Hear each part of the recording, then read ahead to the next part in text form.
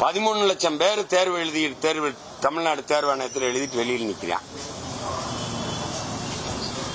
யார் வேண்டாலும் வந்து தமிழ்நாட்டு தேர்வாணையத்தில் தமிழ்நாட்டு வேலை வாய்ப்புக்கு தேர்வு எழுதலாம்ங்கிறத கொண்டு வந்த பெருமக்கள் யாரு? அப்படி நான் மகாராஷ்டிரா எழுத முடியுமா? பீகார், குஜராத்தில் எழுத முடியுமா? இல்ல கர்நாடகா, கேரளா, ஆந்திராவில் எழுத முடியுமா? வாய்ப்பு இருக்க?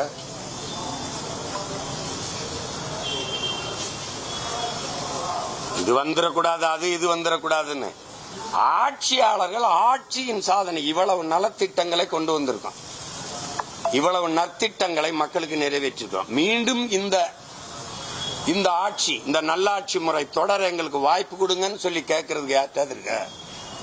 இந்த கட்சி ஆட்சிகள் ஏதாவது ஒன்று சொல்ல முடியுமா? குடும்ப தலைவிக்கு 1000 கொடுத்தோம், இப்ப 1500 கொடுக்க இருக்கிறோம்.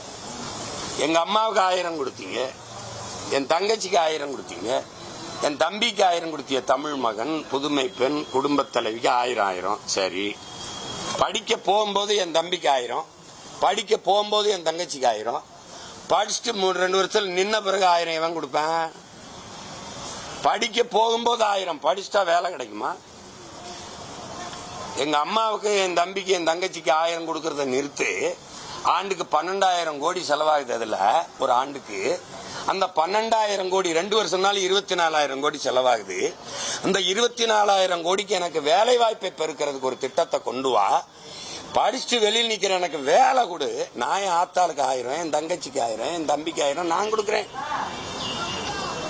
24,000 கோடியை இலவசம் நீங்க கொடுத்துட்டு இதுல இழக்கிற பணத்தை எங்க வாங்குற? கடன் 10 லட்சம் கோடியை தொடுது, வட்டி மட்டுமே 60,000 கோடி கட்டுறோம். இதெல்லாம் பதில் இருக்கா? கடன் வாங்கி செலவழிப்பது வளர்ச்சின்னு ஒரு நாடு சொல்ல வருதா?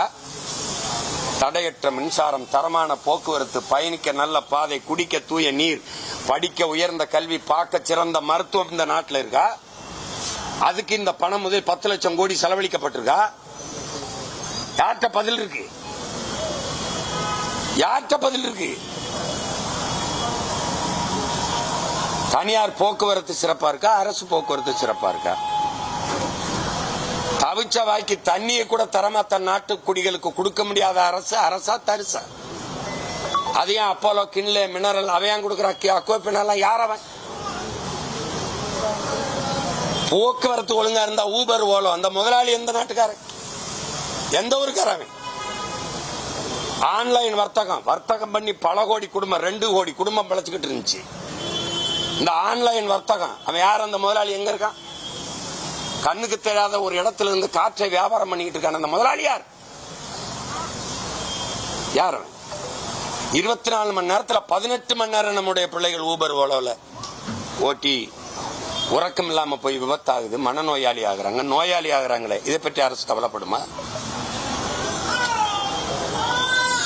எதுக்கு வந்து நிப்பான்? என் வீட்டு இளவு கலாதவன் ஓட்டுக்கு மட்டும் என் வீட்டுல வந்து நின்றுவான். 840 மீனவனை சொட்டிருக்கான், பல 100 மீனவன் இதுவரை ஜெயில கிடக்கிறான், அதை பத்தி பேச மாட்டான். கடல்ல நான் மீன் பிடிக்கிற உரிமை இழந்திருக்கேன், அதை பத்தி பேச மாட்டான். விவசாய விளைய வச்ச ஒரு உரிய விலை இல்ல, கொள்முதல் இல்ல. நான் விளைய வச்சு கொடுக்கறத சேமிச்சு வைக்க சேமிப்பு கிடங்கு இல்ல, மாவட்ட தலைநகர் இல்ல. டாஸ்மார்க் சரக்கை எப்படி வச்சு பாதுகாக்கிறாங்க? என் ஆத்தாள் அப்பனு விளைய வச்சு கொடுக்குற வெங்காயம், அரிசி, பருப்பு, வெண்டைக்காய், சொந்த கம்பு, கேழ்வரகு இதை எப்படி பாதுகாக்கிறான்னு ஒரு தடவை பாருங்க.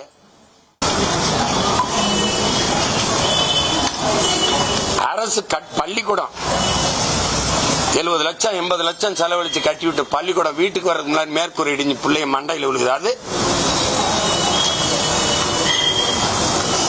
இதெல்லாம் ஒரு திட்டம், இது ஒரு ஆட்சி முறை. எதற்காக பிஜேபி சாமி கும்பிடுறது?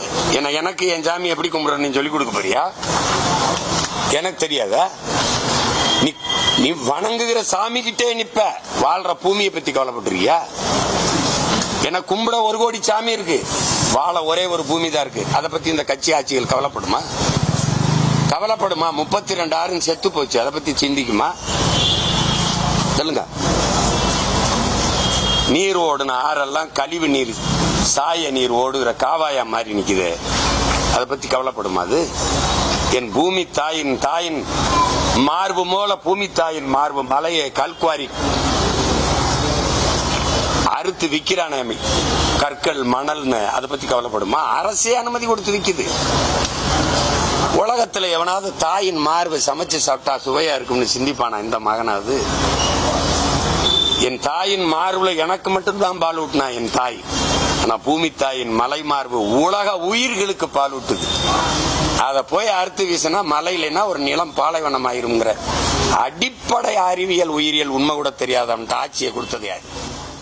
பிளே ஸ்டோர் மற்றும் ஆப் ஸ்டோரில் இருந்து பாலிமர் செயலியை QR கோடு மூலம் பதிவிறக்கம் செய்யுங்கள்.